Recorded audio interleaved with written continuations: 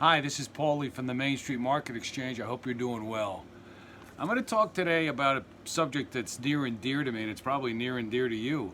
It's about a new paper currency for the United States that I've come up with. As the dollar paper currency, we know that they're trying to get rid of all the cash, the ones, the fives, the tens, the 20s. They want to do away with all of our cash. And I've spent a lot of time trying to come up with this solution for cash when they take away the dollar. So do yourself a favor if you want. Leave all your skepticism and your pessimism and your uh, ideology about so many things. Leave it at the door for about 15 minutes, because what I'm about to say might interest you. It interests a lot of folks I've talked to.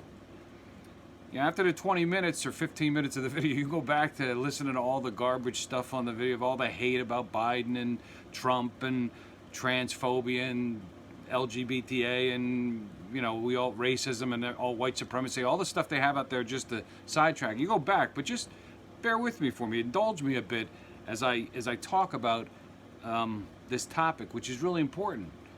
Now, cash is a pretty cool thing, because if nothing else, the globalists, the elites, those that are in charge, and many of our leaders who are gangsters, they're doing this. It's not a question of are they going to think about it or they want to, maybe do it or whatever. They've been having this in the works for the longest period of time, and July 2023 is their particular date that they're implementing a new digital currency. So we could go on and on about so many different things that they've been doing, but they basically have said, hey, we're going to get rid of cash.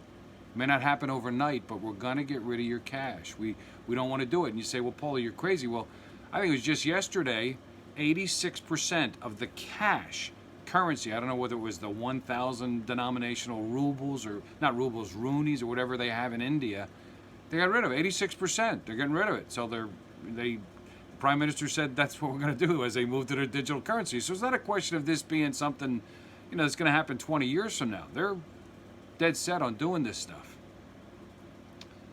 Our political leaders that we have, this is a note I have, they're just so, many of them are so lazy and so stupid and so complicit and so inept that these leaders, many of them, God bless them, but many of them could not operate a lemonade stand in front of your house.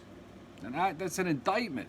Yet they're in charge of the government. They're in charge of passing the laws, and they're just taking all this stuff and they're just passing all these different stupid, destructive things right in front of us, and they're laughing at us. And I think it's time, well, I know a lot of folks have, but we should stand up and say, wait a second, we have a different idea. And that's what this notion of cash, this new cash, is all about.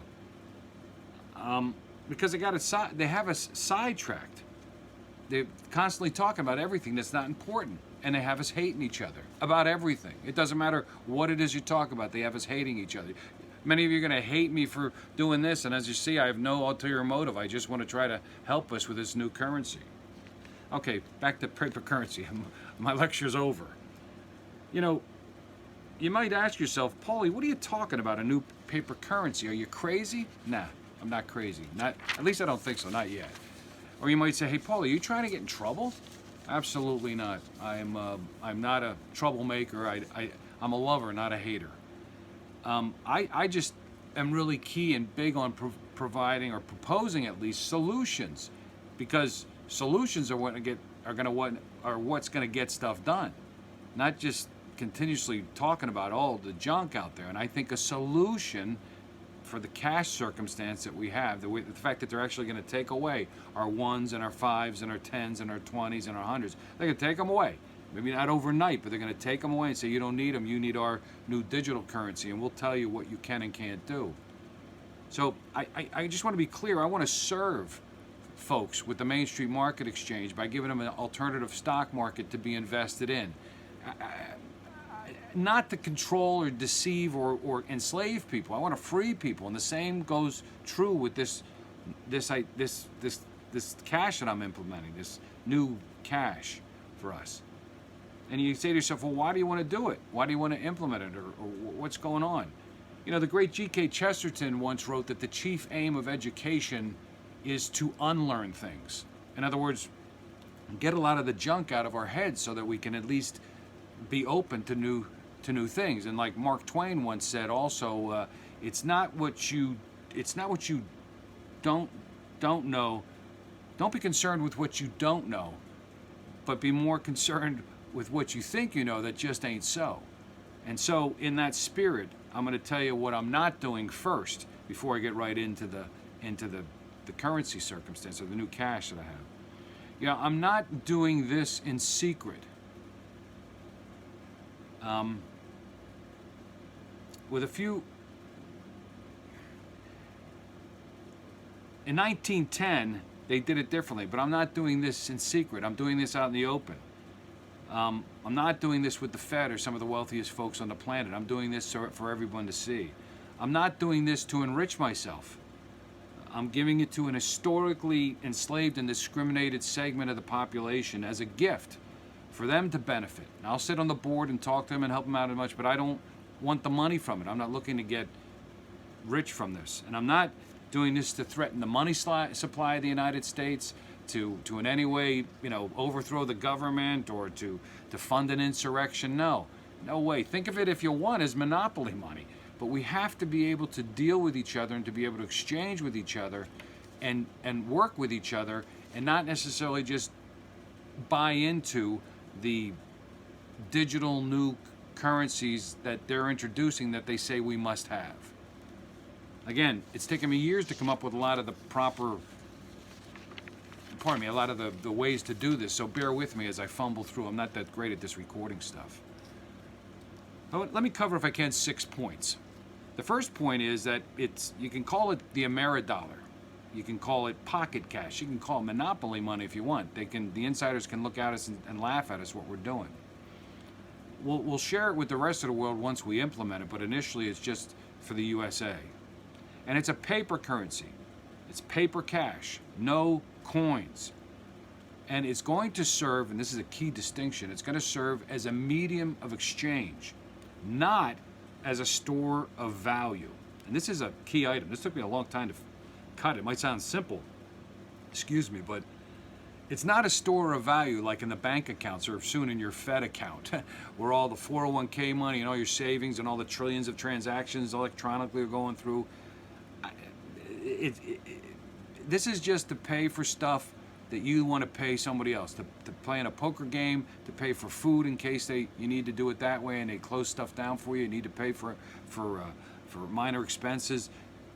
It's virtually impossible to believe, as you look at this, that I'm going to overthrow the digital currency. There's no way in hell. I'm little Paulie from Pennsylvania. There's no way that I can in any way compete whatsoever with the globalists that have control over all the digital currency. Hopefully we'll get to that one day not to overthrow it, but to get rid of these guys who are doing this stuff to us. But for now, we're just talking about cash, in your pocket cash. Now, lots of folks like cash. I know folks who love to deal in cash. I like to pay sometimes in cash. But the elites have said, we're getting rid of your cash. So I believe them. That's their decision to do it. They control stuff. But it doesn't have to be our decision. As far as the rationale, point number 3, or the owners, initially to be 5,000 black elders from the black communities. In 1910, 110 years ago, 7 wealthy folks got together off the coast of Georgia on Jekyll Island, and they formed the Federal Reserve. And they basically have had ownership of the cash currency for 110 years. I hate no one. We could go into the globalists and how devious or evil their intentions are forever. I hate no one. I'm just saying, look, they did it then. They had it for 110 years. Now they're going to get rid of it. So let's do something to replace it. James Garfield was a president who was assassinated. He once said, he who controls the money supply of a nation controls the nation. J.P. Morgan later echoed the same thing. The Fed wants to get rid of cash. Let me be clear of it. They want us to be a cashless society.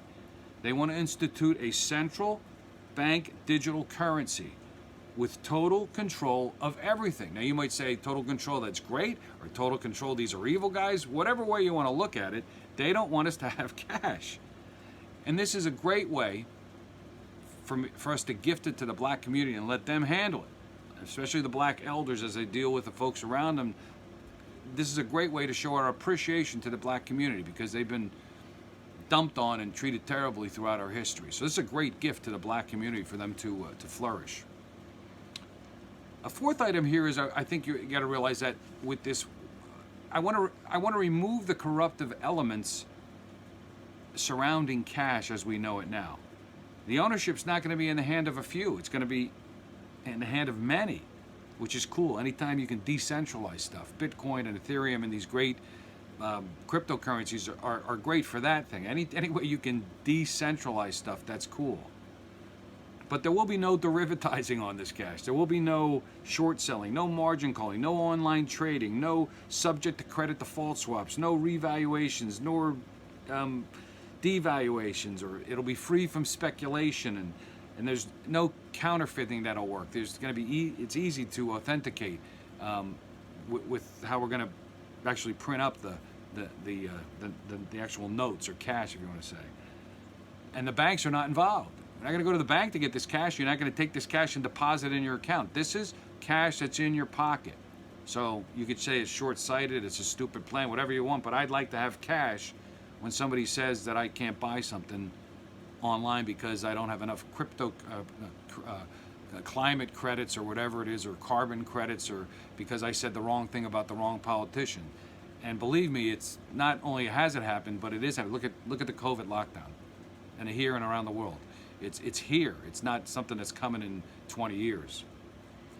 You know, from a historical perspective, and I guess this is why I've struggled to get this for years, to try to come up with this and the particulars, and we'll get together and talk about the particulars in another forum and another, as I update the site with more YouTube videos and do some public videos about this. Humanity has struggled with the notion of currency for years, going back 6,000 years, dealing in gold all the time with coins and valuations. And you know, in 1633, for example, you could take a handful of tulips over in Holland and buy a house. So tulips were currency. If you look online under Patrick Boyle, he's my favorite on YouTube. Patrick Boyle's a genius, less smarter than me, and he's also he's very, very funny. But look under Patrick Boyle on the Mississippi bubble, and it gives a real interesting perspective, basically just in Europe, and I think the Bank of London and Bank of France, how hard it has been to establish a currency. And a main part of it has been the fact that it's a medium of exchange and a store of value, but we can get into that another time. But look at Patrick's YouTube video, Mississippi Bubble, Patrick Boyle, B-O-Y-L-E, and you'll get a taste.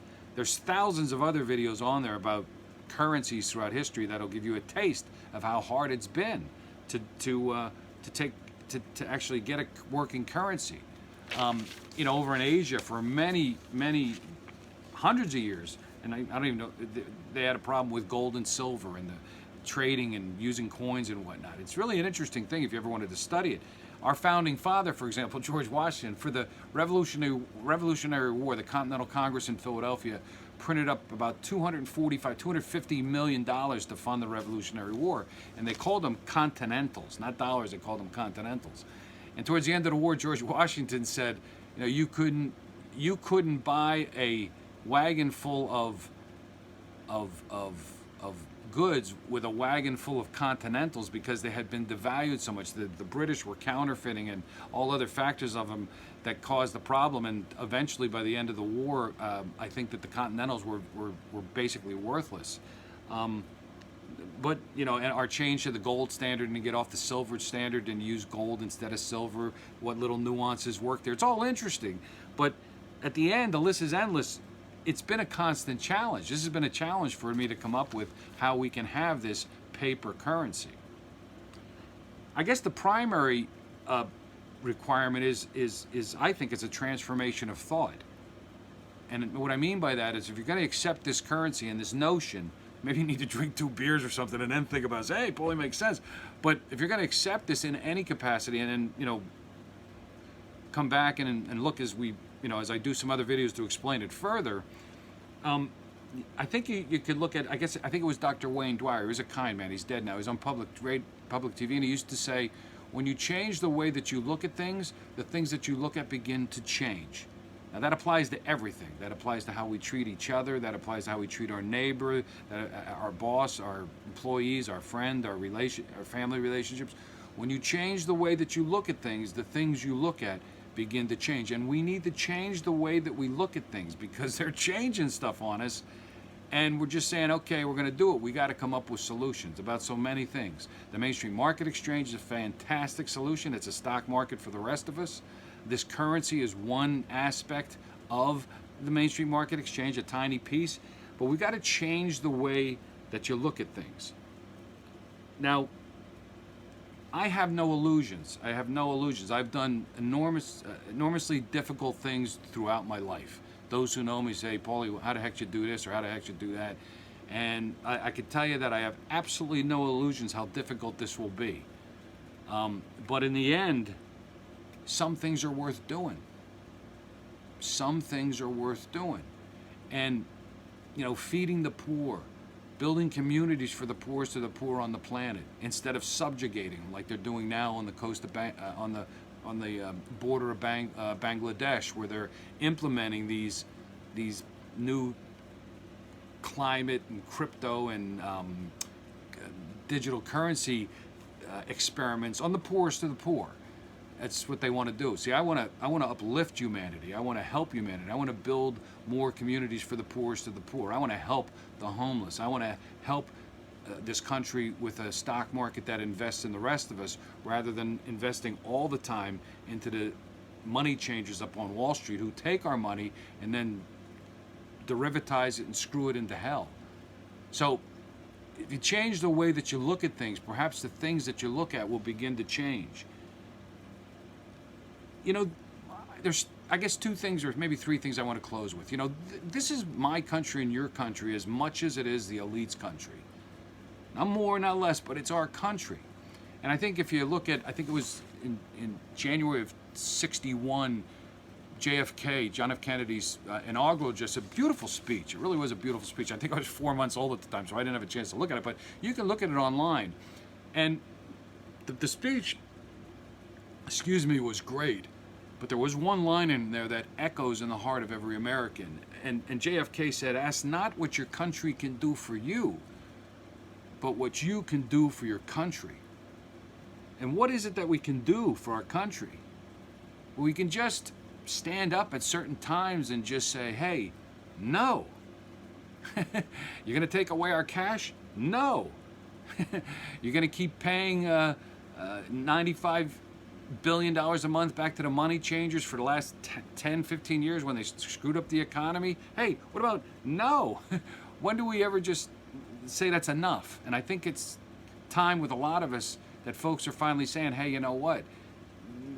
It might be their plan to get rid of our cash, but it's not necessarily what we want, which is why I'm introducing this new cash, this new currency, this new Ameridollar, this new pocket change, whatever you want to call it, monopoly money, and to be administered through the black community by black elders. That in effect, we'd go to these elders to get, if I want $100 worth of these, I'd go to a black elder in my community and say I'd like to buy it, and they would have the paper currency, just like the bank has it now. Like they have fractional banking where they create loans and they just create money. Well, we'll print out the money for the black community to disseminate it amongst us, and we'll pay them for the service that they're doing. So stay with me. I know I'm not that great with these videos, but I'll get better, and God bless you and your family. And as I close every segment and every video that I have with the Main Street Market Exchange, what is it that you want to do? God bless. Talk to you soon. Bye-bye.